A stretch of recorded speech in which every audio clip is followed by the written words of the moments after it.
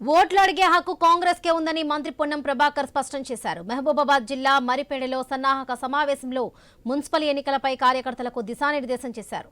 ఎన్నికల్లో గెలుపు బాధ్యత నాయకులు తీసుకుంటారని తెలిపారు. కార్యకర్తలతో సమన్వయంతో ముందుకు వెళ్లాలని సూచించారు.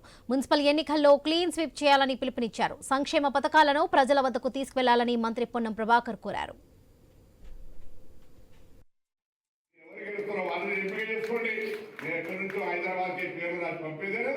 కార్యకర్తలు చేసి ఎంపీగా చేసుకున్న అభ్యర్థి గెలిచి అభ్యర్థి కాంగ్రెస్ పార్టీ అభ్యర్థి.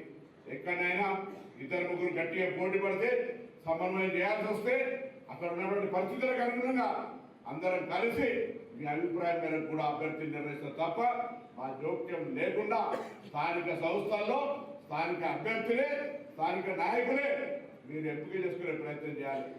పార్లమెంట్ సభ్యుడు ఎన్నిక వచ్చింది అనుకోండి, పార్లమెంట్ సభ్యుడు ఎన్నిక వస్తే పార్టీ ప్రభావం 75% ఉంటుంది, అభ్యర్థి ప్రభావం 25% ఉంటుంది.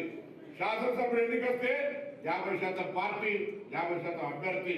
స్థానిక సంస్థల్లో వస్తే 75% అభ్యర్థి బలం 25% పార్టీ. కానీ పార్టీ విషయం లేదు, పార్టీ లేకపోతే ఆయన 100% రాదు కాబట్టి పార్టీ తప్పనిసరి.